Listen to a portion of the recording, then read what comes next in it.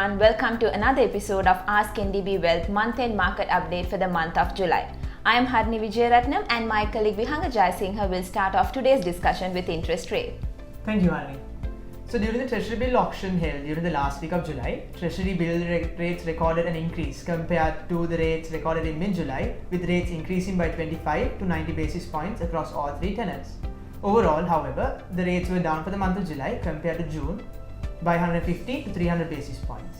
As a result, the 3-month, 6-month and the 12-month Treasury bills closed the month at 19.96%, 17.69% and 14.29% respectively. Treasury bonds followed a similar trend with the yields gradually coming off. The 5-year and the 10-year bonds fell by 744 and 557 basis points compared to June to 14.72% and 13.86% respectively. In a broader global context, many central banks tightened their monetary policies during July. Major economies such as the US increased policy rates by 25 basis points to a 22-year high of 5.5%, the Eurozone raising interest rates by 25 basis points to 4.25%, Russia increasing policy rates by 200 basis points to 8.5%, and Saudi Arabia raising rates by 25 basis points to 6%. However, these aggressive policy rate hikes might be approaching an end as inflationary pressures are showing signs of easing. In Sri Lanka, the Colombo Consumer Price Index for July recorded single-digit levels of 6.3% year-on-year for the first time in almost 2 years, compared to the 12% recorded in June 2023. This decline can be attributed primarily due to the base effect as well as the decrease in non-food inflation. Food inflation decreased to 1.4% year-on-year in July compared to 4.1% recorded in June, whereas non-food inflation decreased to 10.5% from 16.2% recorded in June 2023. And with that, Arni, over to you to take us through external trade. Thanks, Vihanga.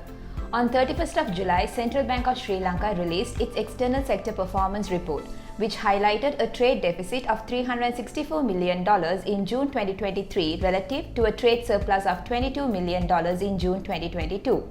The trade deficit was primarily attributed to a 19.5% year-on-year decline in exports and an 11.6% year-on-year increase in imports following the relaxation of import ban.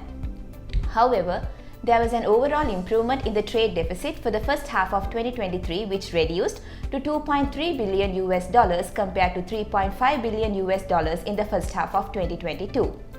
Regarding the exchange rate, the Sri Lankan rupee depreciated by 6.23% relative to the previous month. This depreciation was partially influenced by the relaxation of imports. Further, with the pending DDO for SLDBs, banks may have taken initiatives to increase their net opening positions to manage liquidity if conversion to LKR option was selected. Despite this monthly depreciation, on year-to-date basis, Sri Lankan rupee had appreciated by 10.2%. Further, government also had relaxed certain limitations on outward remittances for capital transaction and remote restrictions on current transfers for immigrants with the expected developments in domestic and foreign exchange market. In June, country's gross official reserves increased to $3.7 billion from $3.5 billion in May. This was due to the $250 million received from the International Development Association of the World Bank.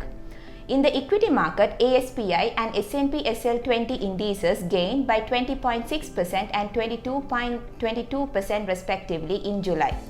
These gains were driven by heightened interest in banking, insurance and treasury counters.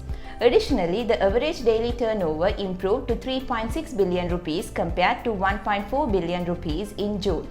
Furthermore, the net foreign inflows for the month was recorded at 2.2 billion rupees. Thank you. Thank you, Arni, and thank you all for joining another episode of Ask NDB Wealth.